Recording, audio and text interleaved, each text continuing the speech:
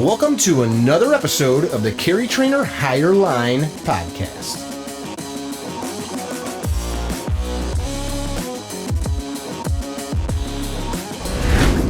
Okay, so with any sort of good video, first thing is we need good audio. How do you think that will work in this space with all the ambient noise? It's going to pick up a lot of ambient noise, Mickey. I've also got Lobs with us. Okay. Like I was talking about a little bit earlier, we're a little too close for the Lobs to probably be a great idea. What if we shared one? Yeah, if we shared one, especially if our chests are really close together, I think that would work out really well. Yeah, that could buff out. All right, we're recording. So it's recording. The lighting situation's kind of interesting. It is what it is. This is in a car. Right. So we're driving 103 miles an hour. That's an exaggeration. We're on our way to our state capital. Right. Straight to this political hellhole, otherwise known as Springfield, Illinois. Illinois Gun Owner Lobby Day. Right. I thought it'd be a good time for us to flip the camera on you since you're always behind it, and then people can get to meet Drew. Who's Drew? Yeah, who's Drew? Gosh. Yeah, this is going to be the most edited podcast in Carry Trainer history. I'm going to edit this one, which means that means it's getting That's a horrible idea, Mickey. I'm going to steal your memory card later. All right, so grew up in the northern suburbs. Yeah, I don't have my biography spiel down anymore, Mickey. Well, I haven't run for office in a long time. All right, that's a good. No, I topic. guess I am CarryTrainer.Editor. That's who I am. I take the recorded footage, I massage it, I give it grace, and then I upload it on the glorious Carry Trainer YouTube channel. How's that, Mickey? That's a current. Let's see. You and I met while running a campaign for a sheriff.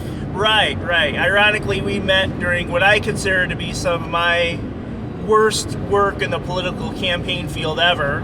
But in spite of all that, the candidate just barely won. I'm going to say that's to your credit, not mine. Yeah. That was actually, side note, out of tens of thousands of votes, it was less than 100 votes that separated the winner and the loser in a major county, Collier County of Chicago. Right. So I think it was 91 votes, 71 votes. It's been a number of years now. Those details are no longer fresh, but right. It was close. It was close. The lesson there is that every little bit counts. For sure. So yeah, we met, and during that campaign, we had to do some video work, which you did. You did some video work for the candidate, and we got to talking about that. That's true. I forgot about that. I did make some nice looking video spots to make Bill look his best, and that sort of thing. I didn't forget. But, I remember I asked you, so what? I kind of forgot. Yeah. Again, I tried to block out that whole memory of that experience. I guess within the political field, especially at that time, I prided myself as being the best political male guy around. And we had some major mishaps in the timing and mail delivery in that race that may have made things closer than they should have been. So everything worked out. Yeah, everything did work out. But yeah, I don't know, how long did I work in politics? It was more or less from like 2005 to 16, 15? Yeah, around about 16 or 15. Or really 14 was the last year I was really pursuing the political campaign career in earnest. That climaxed with me in the Ramiro Juarez race, where I tried to take on the Chicago Democrats, and fell on my shield, as they might say. Ran a vicious, aggressive race where I was underfunded. It was sort of like guerrilla warfare. did some unique stuff. Got things way closer than they should have been for a long-standing incumbent Democrat out in Cook County, but yeah, didn't quite pull it off in the end. So the interesting thing about that, your comment about guerrilla warfare, is you won a campaign for one of our friends that's a state rep. We're going to see him this morning. Yeah, that was kind of an afterthought. But that was a somewhat underfunded race. You guys were... It was not really. I mean, it was underfunded in the sense that I didn't get compensated what I should have gotten. It was underfunded, I would say, until probably the last 2 months of the campaign.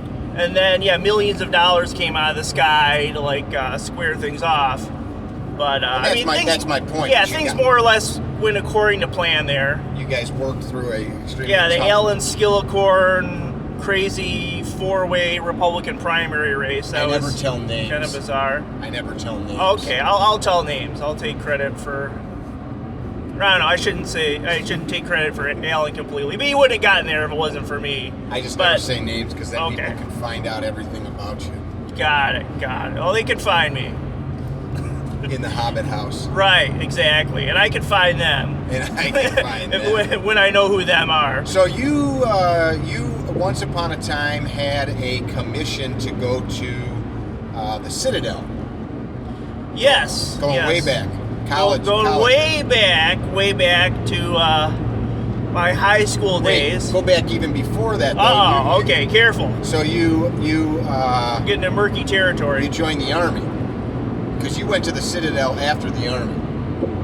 Right. So you joined the Army.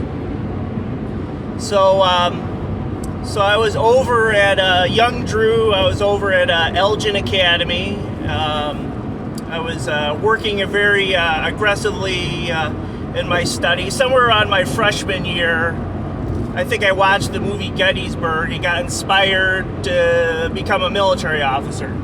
And so I kind of pulled up the criteria for that, and one of the things they required was good grades. I didn't have that, but I just decided to start squaring that away right away, and so I became very studious.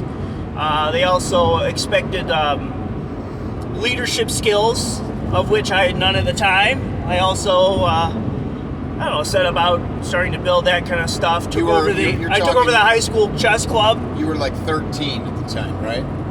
14? 13, 14, yeah, that's about right.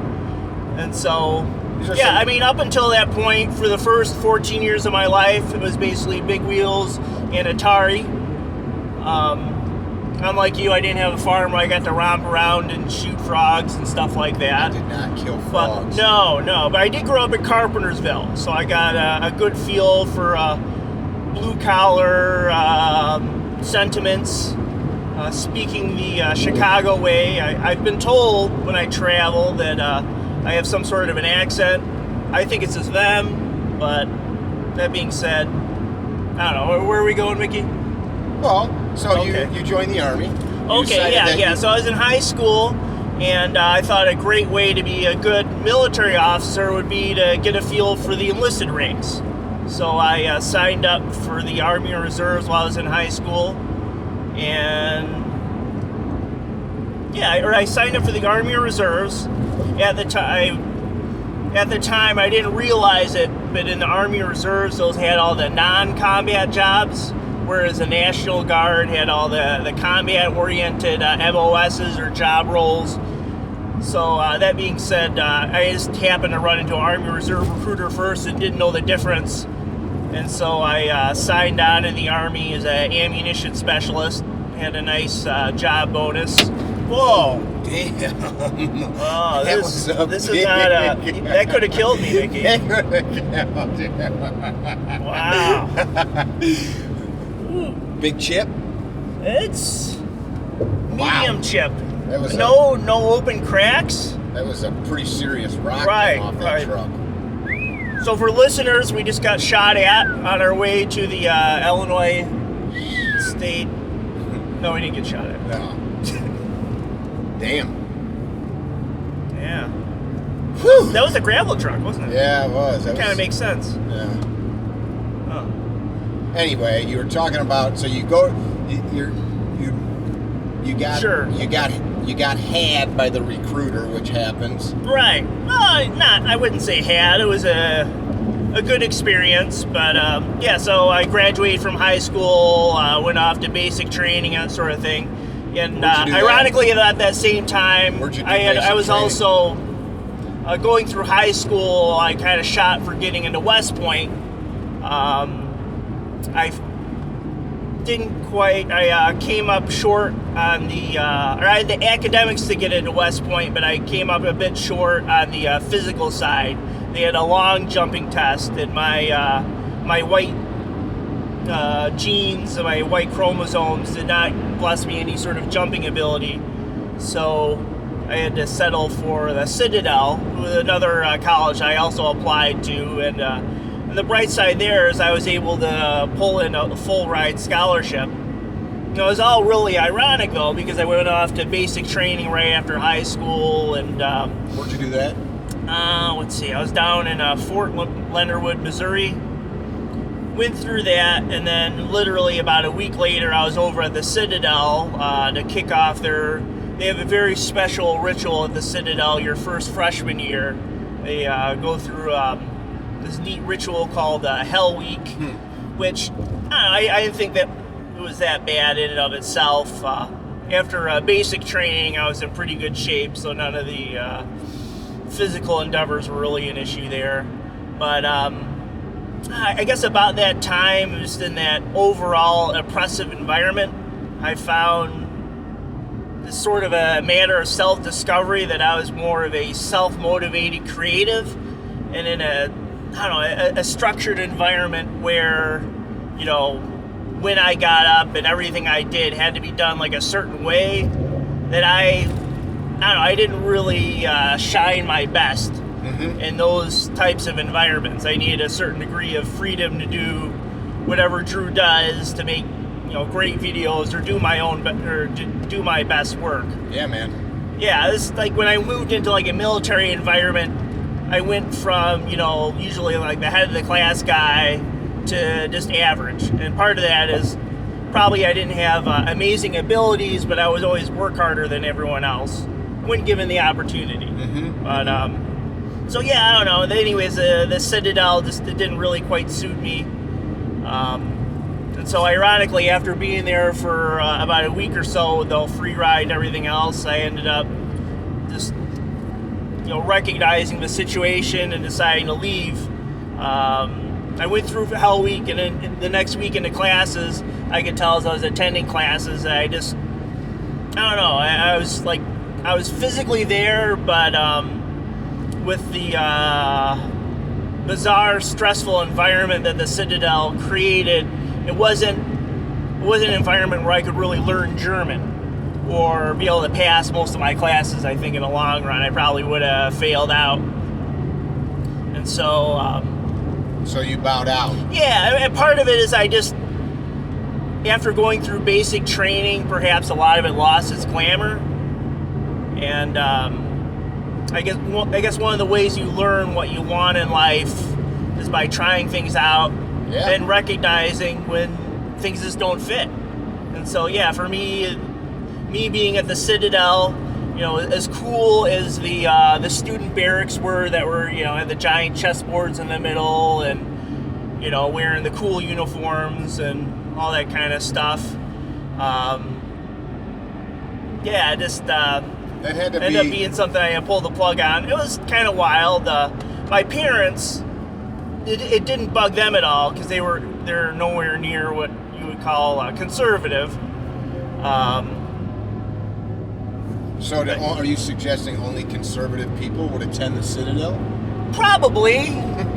There's a strong cultural bend there of I'm not sure if I call it masculinity, more tradition probably than anything. I'm sure you probably got some flack from friends and family, like you had a full ride scholarship to a prestigious school and you walked away. Not really. No? Some of the fellow Citadel cadets there, they didn't take that kind of rejection well, obviously. They thought... one of the leadership and cadres said, you leave here, you're never going to succeed at anything in life. Like as if you were quitting. Right, exactly. You were going to start a life of being. And to be fair, it is quitting.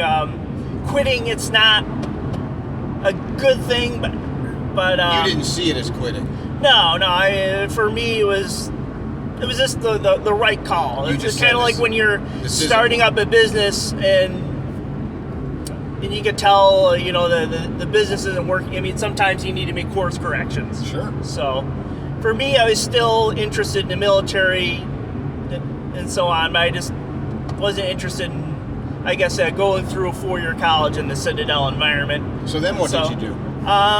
Went home and made arrangements to go to Western Illinois University instead as a good fallback. That was probably going to be my third choice for college, West Point, Citadel, Western Illinois University, because they had I think the best ROTC program in the state at that time. I would later find out that was because they had, I think, one of the best law enforcement programs around. Okay.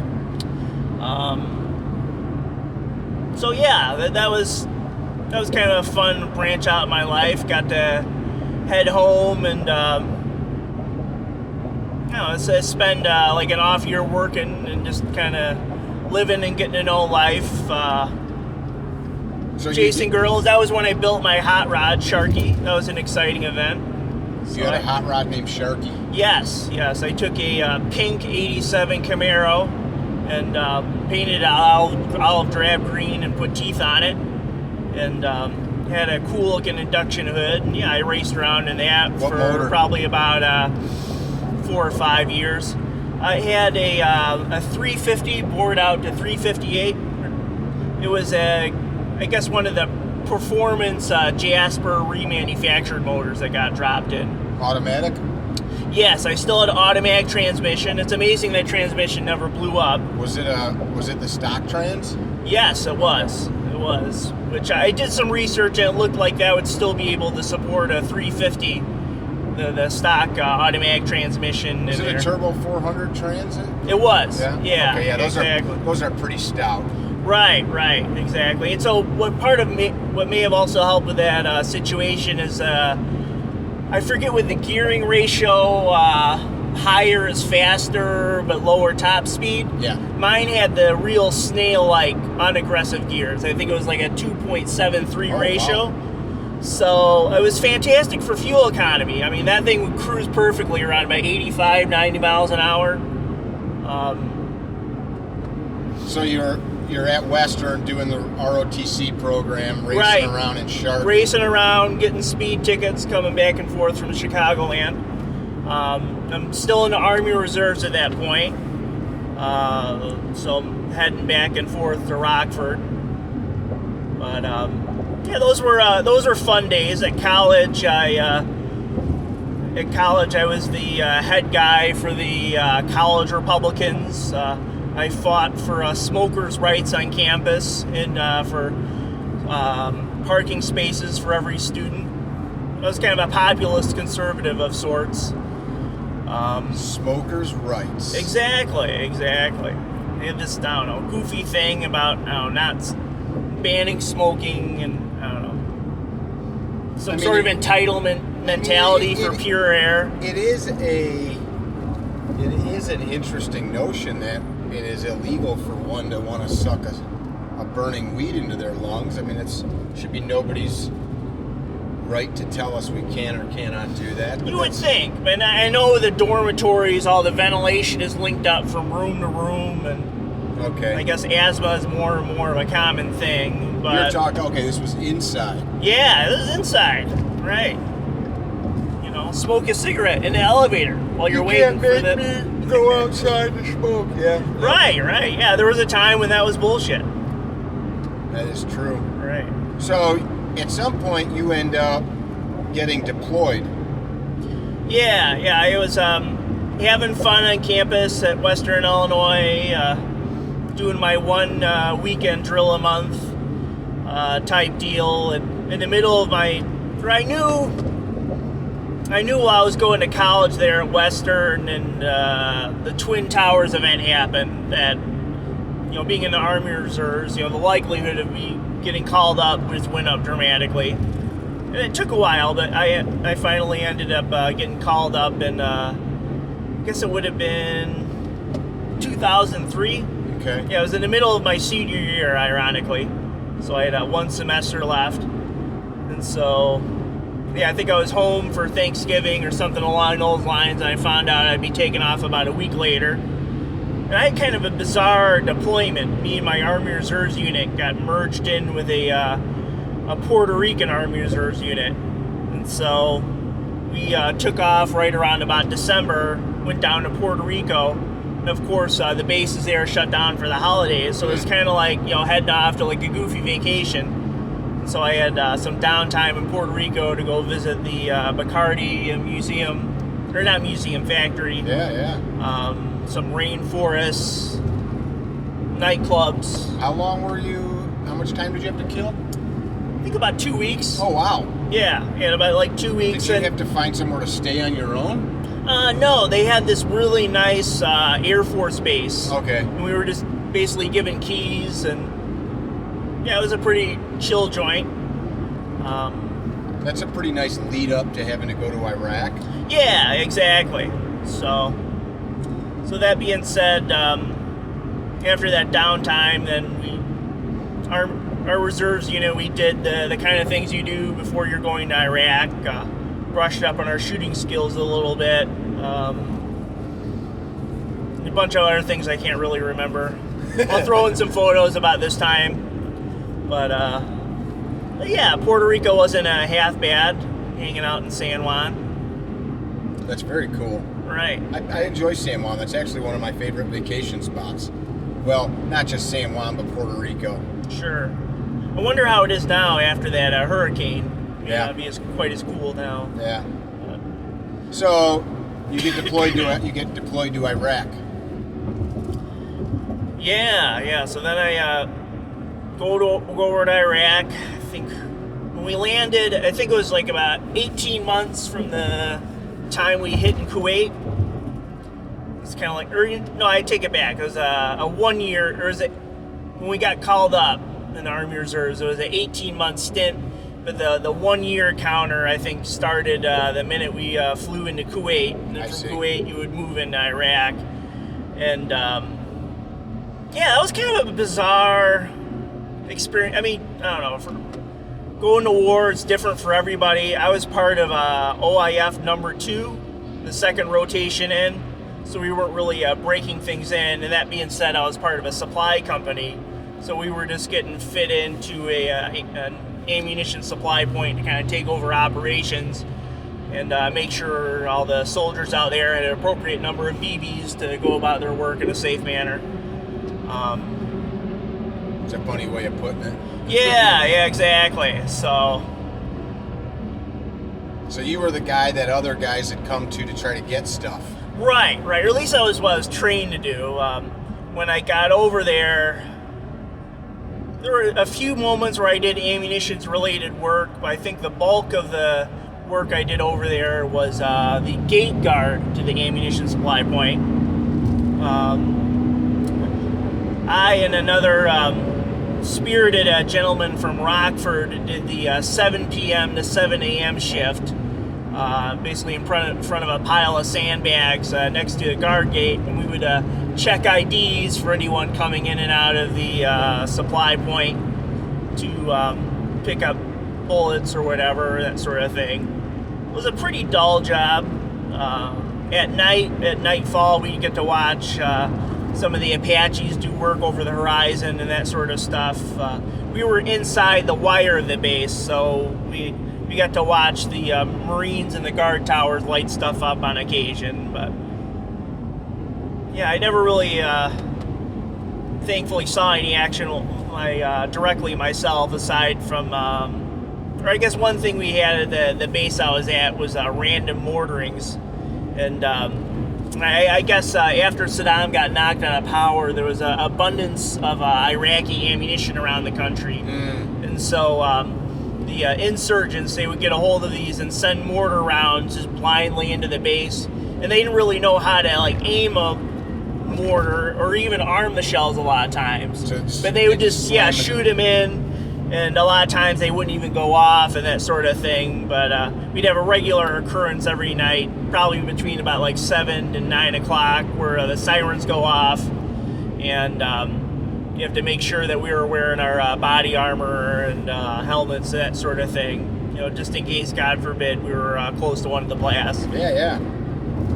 I think we had an incident where they hit our mess hall once, but Isn't it funny the details that you lose? Right. Well, I mean, we were kind of disconnected from the mess hall because it wasn't like soldiers were running the mess hall. We had contractors from Halliburton, and I mean, that means they were probably from foreign countries and didn't really speak English much.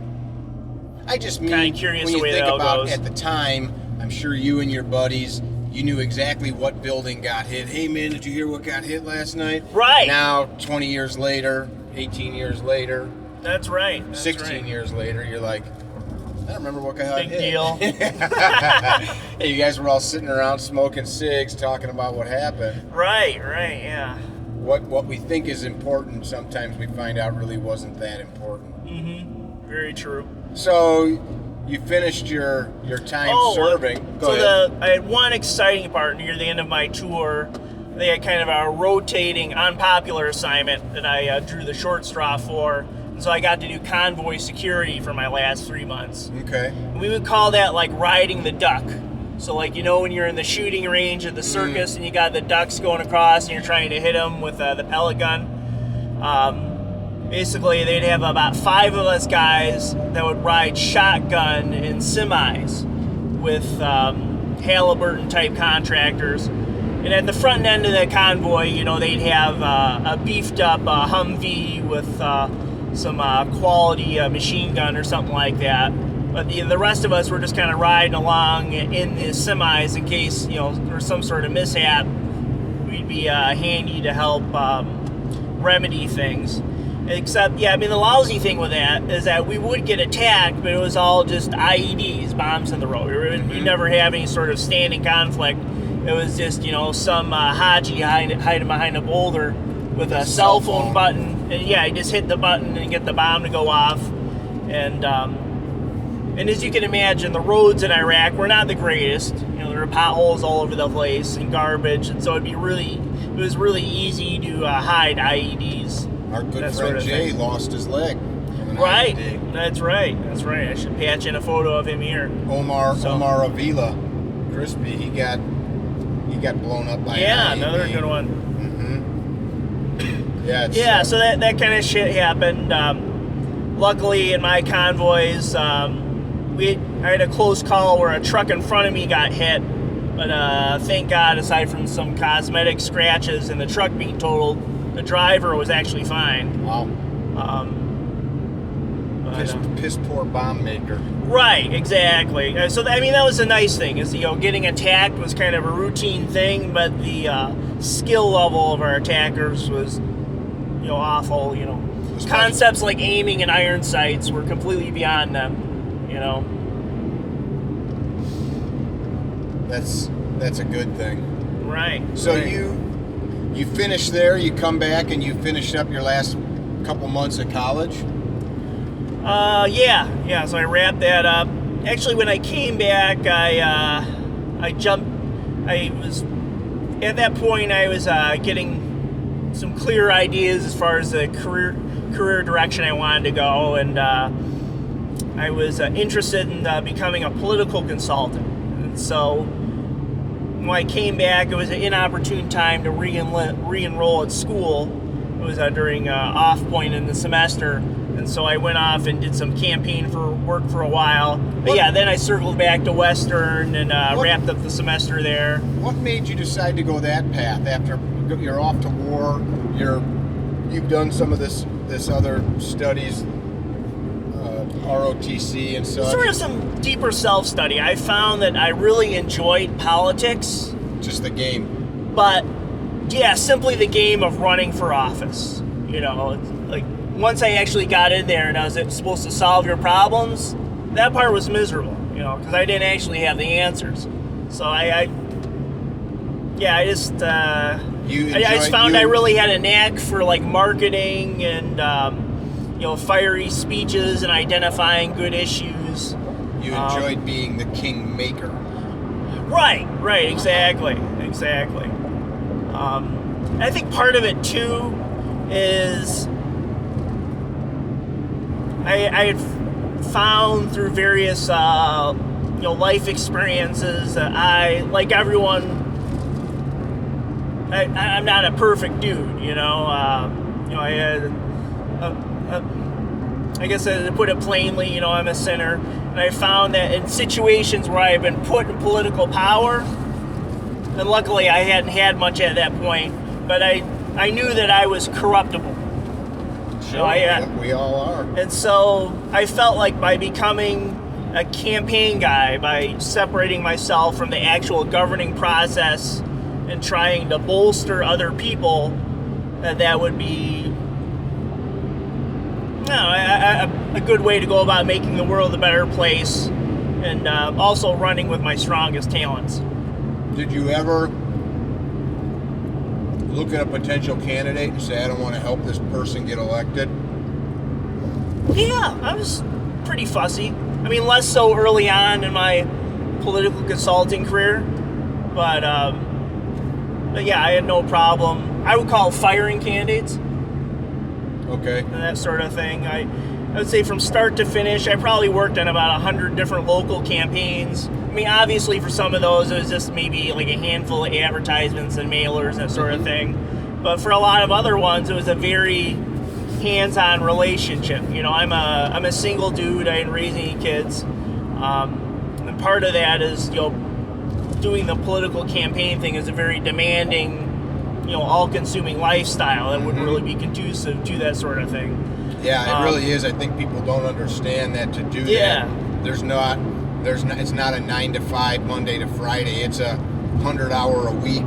Right, and so for me, with the candidates that I really had hands-on, I mean, you would run into a lot of these candidates who had, some good ideals and some things that they would like to change, but they didn't really understand all the issues. And so bringing them up to speed, helping them with, the practice of rhetoric, good speech making, and a whole myriad of different things. To me, it was, almost kind of like raising children. You're training them on a ton of different stuff.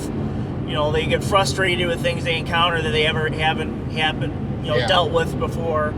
I went into politics with kind of the same mentality that Napoleon went into, before he conquered Europe, and also General Patton. And by that I mean that to prepare for the political campaign field, I poured over lots of history, and I did like a serious amount of study and preparation, so that once I went on to the what I consider the battlefield, running political campaigns and that whole public relations shindig, that I would be able to outmaneuver my opponents. All this being in communications, of course, as opposed to like guns and vehicles, that sort of thing. But a conflict nonetheless. You need to be able to assess the battlefield, understand what the public is thinking at any given point, what the real facts of the situation are, but also what people are actually going to be able to believe. Those were all really important things. There's a lot of human psychology that goes into that. Yeah, how deep will people actually look? Right, exactly. Which is why smear campaigns work so well. Right, not always, but yeah, they can certainly work. There are a bunch of different psychological things you can take advantage of when you're running a campaign, and being the first one to say something, that can be of some value, truth or not. Being able to frame the situation. Yeah, not being the reactionary.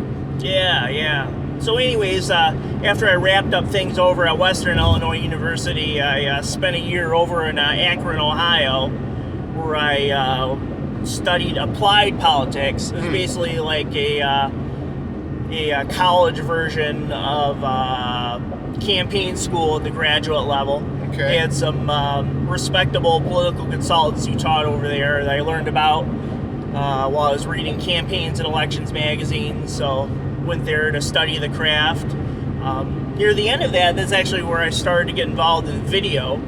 We had a class project where the class was broken up so that we'd have 3 competing candidates, and our candidates were supposed to run for office in front of the freshman political science class.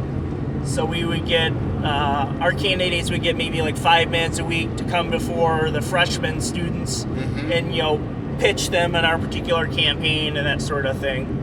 And so I thought the college over at the University of Akron, they had some nice new audio visual equipment, that sort of thing.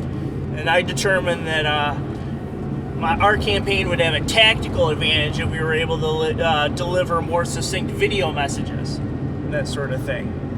So I put together. That was at the advent of YouTube exploding and people understanding that video had such great power. Right. I think this was somewhere around 2006, 2007. Yeah, so YouTube was fairly young at the time. So yeah, I put together some videos for that, and I discovered right away that my videos compared to what was on TV sucked. They came up short in a big way, and in true fashion, you wanted to research it and figure out why. Right, exactly. So I went about, that would take probably about 5 years of research in order to really figure out that sort of thing. And part of my motivation for the video too was that in my campaign classes, the professor kept saying that the people who make the big money are the guys who make the TV ads. So I was like, I should be that guy. I like that. I'm going to jump in for a sec. Sure. So people have watched our videos, and we don't always have the most watched videos, but we have the probably best produced videos. And people will ask, like friends, this is me talking to them, really not you so much because you know this, but friends will ask, or people that we've done work for, a company that's that we've done some video production stuff for, or a company that we did maybe some type of product review on, and they'll say, geez, your stuff's better than like a production company that we hired. Or, I bought a really good camera, why doesn't my stuff look like yours? Well, you can have good stuff, but it doesn't equate to 5 or 10 years of hard work learning how to use it. Right. Yeah, there are a lot of technical aspects. There's a lot of complexity to it. Good filmmaking, it's a lot like writing, actually. There's a certain grammar to how you should make the cuts, how things should be spaced. Part of that's art, too. Part of that you cannot just read and do. So, keep going. Talking about how you decided that this possibly the video production for TV ads was where the big money was at. Yeah. So I guess from there I rode back to Illinois on my horse. Started doing races. I was able to.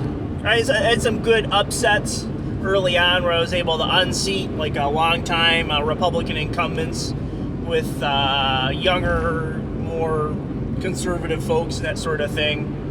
So you started to develop a name as a guy that could get it done. Right, exactly. I was usually the guy you called if you were running for Republican office, but you had to fight against the Republican Party.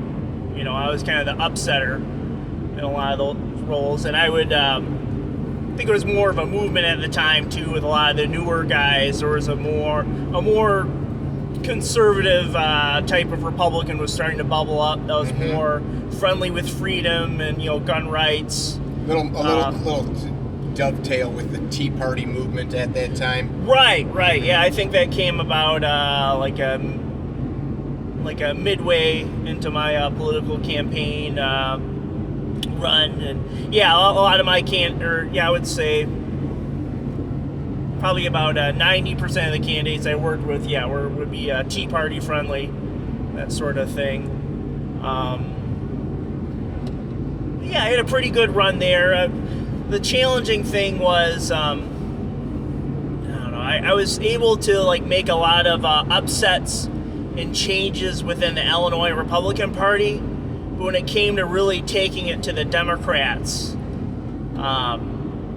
for me, I don't know.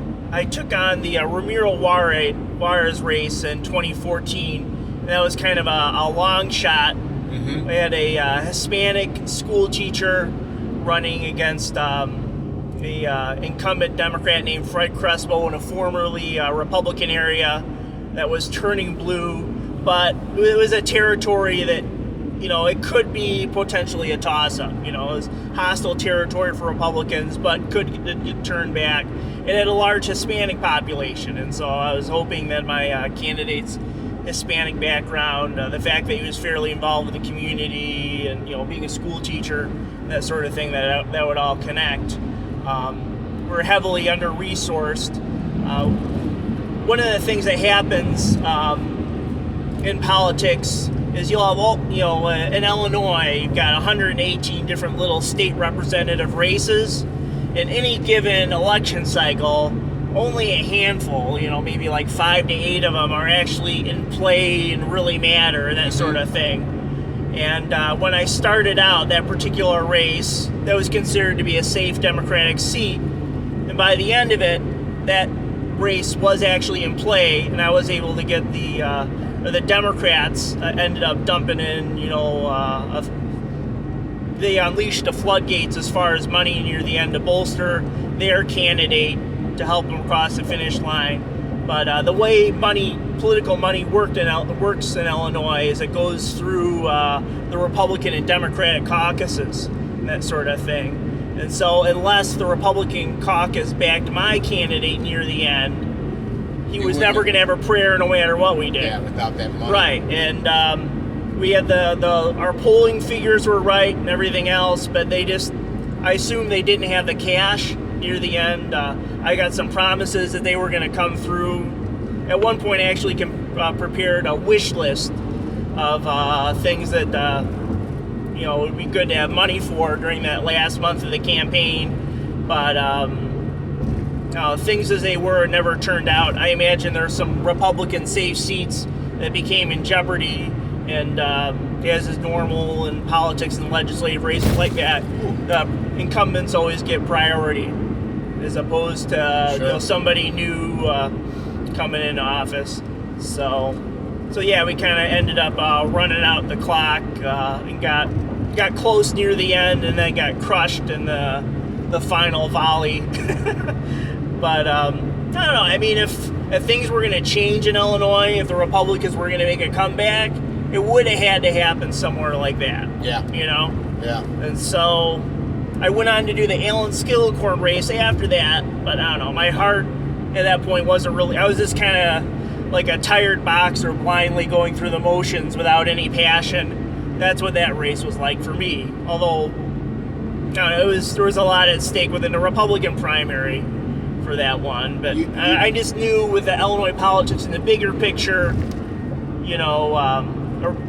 a Republican seat, who was in it, it didn't really matter that much, because the Democrats, as long as they command a supermajority, the Democrats really don't have to listen to the Republicans. That's the reality of it.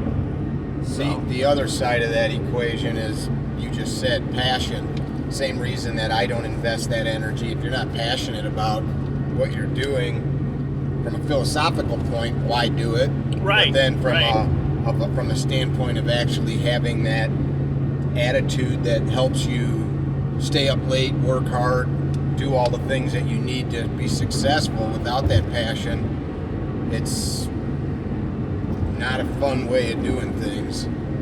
Right.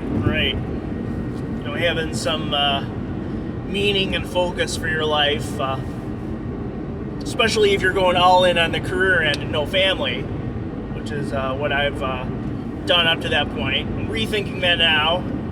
Not ready to make any announcements, but What? Yeah. You got a girlfriend?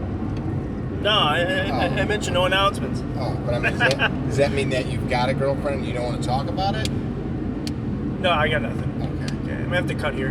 Damn it!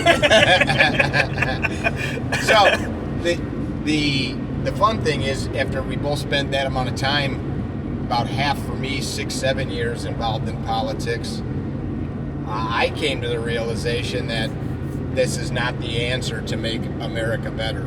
It's not through the hands of a politician that America will be better. Sure, or at least not any politicians we know. I don't know, man. I mean, like it comes. It got to the point for me that it comes down to. I'm kidding. Yeah, it's kind of a humankind kind of thing. You know? Yeah, it comes down to individuals being good citizens, good parents, good teachers, good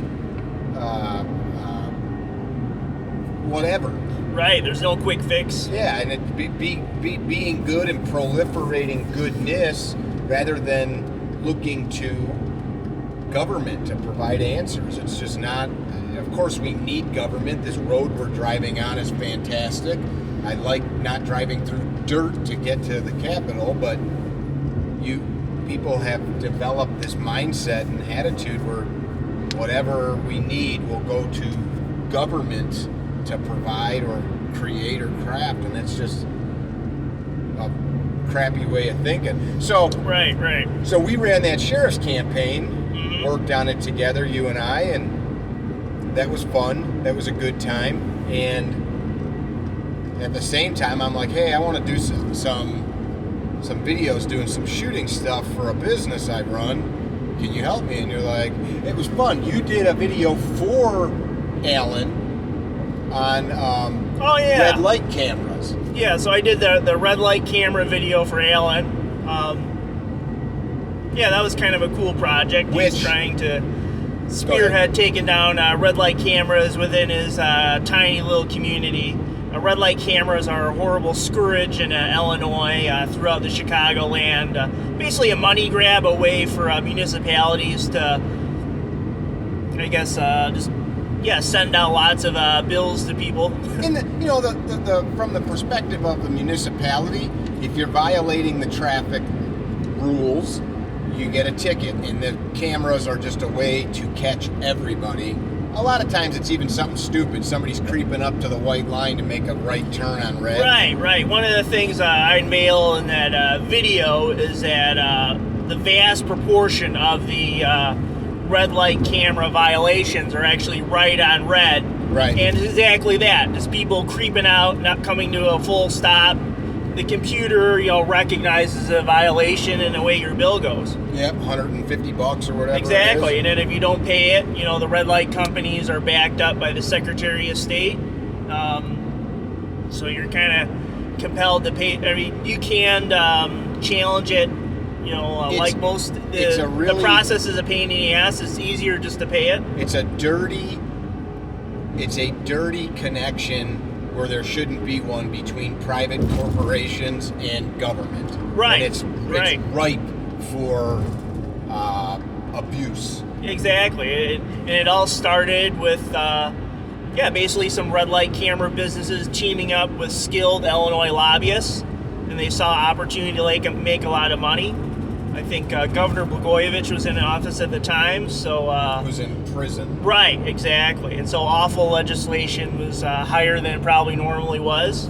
And, it's not hard if you have something like that doesn't look too horrible from a distance for the average voter, and you're able to, grease the wheels funding enough legislators to get it through. I'm sure that was not a hard bill to pass through the Illinois state capitol. Especially with how much debt we're in. So you did the video, and we had already been working together, and I see the video. Maybe, a friend or mutual acquaintance posted it on YouTube. Maybe it was Alan that had it on YouTube. And I watched it. I'm like, man, that's a really well-made video. And then I called Alan. I'm like, hey, who did your red light video? He's like, you know him. It's Drew. And I'm like, oh, crap. I didn't know. I knew you did, some little... That had a lot more editing. You had a lot more... Right. Graphics and things going on. It wasn't just, hi, I'm Joe Schmo. Vote for me. Sure. Yeah, I had my new Blackmagic camera. That was the only video I've ever done with anamorphic lenses. Ooh. That's pretty fancy for any film geeks out there. I mean, that's the creme de la creme. Tell them what an anamorphic lens is in two what sentences. It does is it captures a wider field of view and kind of crunches it together.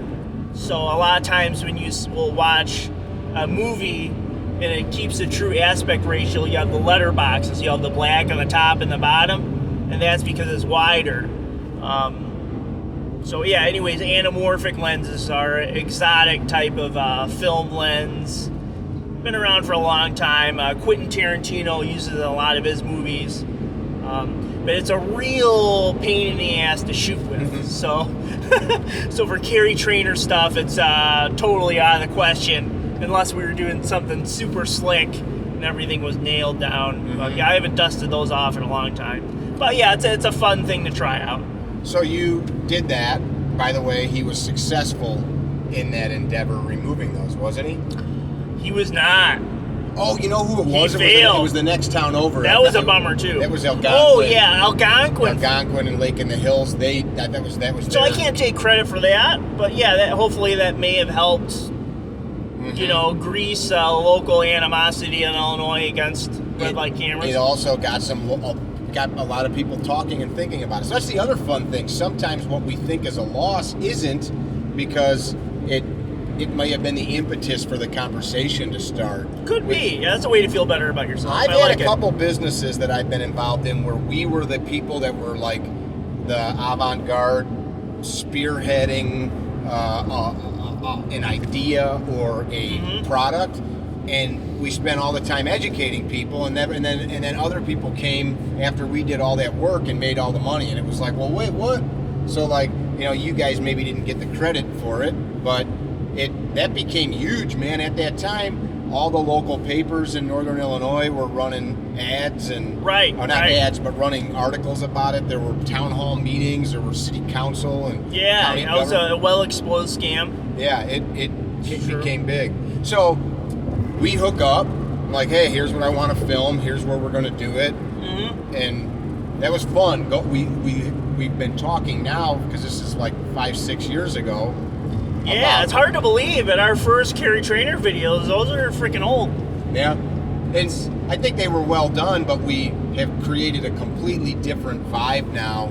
Right. I learned not to make the music so loud. Number one comment on our first episode, I think. Not to make the music so loud. Right. Yeah, I learned a lot about audio mixing since then. You've got really good at capturing gunshots to make them sound good on film. That's true. Yeah, if you're going to have the best gun videos, starts with having the best gunshot sounds. Which none of you are going to find out how to do that here, because... It'd take time. I mean, you could Google it. There are people that talk about it. Yeah. Frankly, I find the mixing with the music a little bit more fascinating. Because with that, I'll go into the EQ filter, and you can actually notch out the frequencies of the human voice and kind of lower the volume levels of those specific areas in the music bed. And more recently, I've learned about this thing called auto ducking in the editing program, and what that does is based on whether you're talking or not, it'll responsively add audio compression. Wow. Which is kind of fancy. So, you've gotten so good with audio compression. Editing. Yeah, the audio stuff, I feel like I get better and better at that all the time, but you've gotten I don't know, it's pretty high end what we've got right now. You've gotten so good at it that you tell me that you can look at the waveform and know if I'm about to say or not. Right, exactly. One of the things that happens in CarryTrainer is we have lots of cameras rolling and lots of independent audio devices, and sheerly through experience, although gunshots make really good audio markers, I've gotten really good at just being able to read the waveforms and sync everything up by ear. Yeah, I mean, a lot of people use software plugins for that kind of stuff. I've gotten to the point where I can almost do it instinctively, which is nice. But yeah, exactly. One of the things, bleeping out Mickey's curse words. And, I mean, there's a business-friendly sort of thing to that. But frankly, with YouTube getting more and more Nazi-like with its censorship and monetization and everything else, literally on this video you're watching on YouTube, every time Mickey says right, exactly, the YouTube bot is marking that and saying, this is PG-13 or whatever. It's got metrics that's using to analyze all the stuff that's happening in this video, and it'll use that information to decide, how much, it might want to promote it, like as a suggested view, or if it's a kind of video that YouTube wants to suppress. Mm-hmm. And so, foul language is one of the easiest things to clean up. I don't bother to do that. If you're listening to the audio-only version of that, you're not hearing any of the beeping. But on YouTube, I do that, largely because of the whole censorship algorithm that goes on YouTube. Aside from that, just having videos with guns, it's bizarre. Like, there's some videos, you can look at the rules on YouTube and how it matches up with the kind of things that YouTube demonetizes. I mean, there's no clear correlation, This is why we're starting a cooking channel. Right, exactly. And I wonder if those get demonetized too, with the bizarre things that the YouTube bot's doing out there. Meat is murder. Yeah, they're on our channel. There is literally a 60-second video of you at. It's just an old Instagram clip where all you do is you pick up a gun and shoot it. No verbiage, no weird comments that you're accustomed to saying. None of that's in there, and that video's demonetized.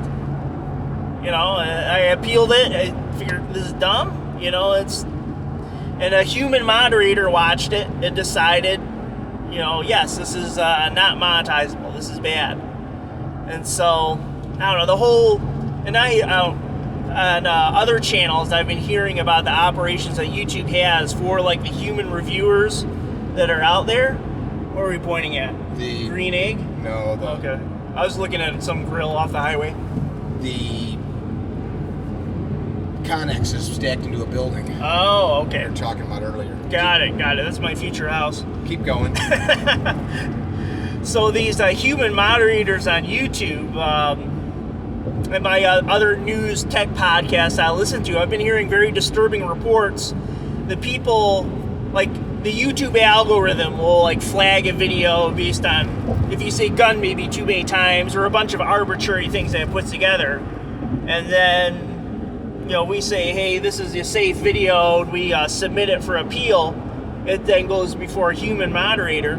And, tech news shows, I've been hearing scary reports of these reviewers. They're basically low-paid temp workers who are known to have quite a bit of drug abuse going on in their workplaces. Just rampant, not so good behavior. So, it still comes down to somebody's telling them this is the criteria that's allowed and not allowed. Right, exactly. And I've gotten some of the copies of the old YouTube reviewer forums, and it's, extremely vague. A lot of questions like, does this video make you feel uncomfortable? And that's setting a pretty high bar for Carry Trainer. But we also have no strikes against us. We don't publish any kind of hate material or any kind of right. I mean, our racist video is super clear. We don't really introduce politics aside from this podcast, which is probably going to blow it. But we keep things super clean, and in spite of all that, they're still giving us a hard time. So you look at guys like James Yeager. His channel got shut down a year or two ago, and others. Now, that's not really the arena that we're in. I kind of view us as a free education source, and I think based on the thousands of emails and messages we've received over the years, people agree with that as well. Mm-hmm. So, we'll just stick in that lane. So, we're talking a moment ago, it's fun looking back, though, from when we started, the natural evolution, just how things work, of how where can we change this, where can we change that, and it kind of, together, we created this voice that became this channel, and it's different, two other people would, their idea, it'd be completely different than ours, but it's not just me and it's not just you, but collectively it's become this it's like when you hear a band and oh, that's the Rolling Stones. I can tell by the way they set their guitar up. So we've got this known look and sound and feel that's taken over a half a decade, which is a fun way of saying over a half a decade. Has it really been that long? A 20th of a century, bro. Wow. Hardcore. Yeah, time flies. I guess, yeah. Dang. It's funny, people, they'll ask, like, do you guys get paid? And I'm not going to say how much, but like I tell some people, they're like, well, that ain't too bad. And it's like, Drew may have 80 hours a week of editing time, right? like the astronomical amount of money to get to the range, to get to some of the places that we filmed. Right. I mean, the old way of doing things with film companies, I mean, I'm effectively doing the job of like 5 people, between the audio and the editing and running cameras, and not simply just one camera. Which now would juggling be all that different stuff. Great time to plug. We can perform some of those services you just heard us talk about. We've done for other companies that you see in the industry. You see some content and you probably don't realize that it came from our stuff. Maybe you recognize it because I might be in the video holding or shooting or talking, holding like a product, I meant. But other than that, there's stuff out there that people are happy to use. So yeah, very, very true. We're fortunate to be connected with a lot of high quality products in the firearms industry. Because we're quality, bro. Exactly. Quality all around. I agree. It's been fun. I'm looking forward to, now that we've kind of like gotten into a good stride, seeing where we fit in, kind of like what you talked about earlier, like going to the Citadel and realizing it wasn't that you quit or gave up, but just realized this isn't what I want to do. Sometimes that's okay, and there's a lot of things that we've tried over the last 5-6 years and realized, that's not how we want to be, or that doesn't work for us. And because we could probably drag some girls on in bikinis, my wife wouldn't be too happy, and we'd get more views. Or we could be a little more aggressive, or get more guys with tactical vests on to run around and shoot, and that's just not what we do. Right. Yeah, I mean, how much would that connect with, regular people out there who just carry and want to be proficient in defending themselves, Unfortunately, most people fall outside the tactical vest demographic. Yeah, but I mean, there's plenty of those that are entranced by that person because they think that guy that looks a certain way must have some expertise. Right. Well, you got the right packaging. Yeah, exactly. Packaging. That's it. Final words? Follow your passion. Follow your passion. But don't be afraid to quit if things aren't working out. I dig that. I got nothing to add to that. Right. Not even don't quit, but you're just like, I mean, if the road's taking you to a place you don't want to be, there's nothing wrong with changing. Right. Don't chase a lost cause because you're afraid of being a quitter. That's my wisdom to share. I dig that. Okay. Peace out. On that note. All right. Should I hit stop now? Hey, if any of you guys watching have not yet subscribed to this channel or to follow us on Instagram or Facebook or Twitter, I suggest you do so. I think that you should also send an email to Drew, training@CarryTrainer.com, or CarryTrainer.Editor on Instagram. There you go. You go. Go give him a follow. Once in a while, throw out some cool camera tips or tricks, or audio tips or tricks. Can it happen? Oh, I said it could happen. Yeah, you do it sometimes. You're like, check it out. This is my new such and such. Right. Yeah, I could go on about lenses for days. And you're like, what are you talking about? Be good, guys.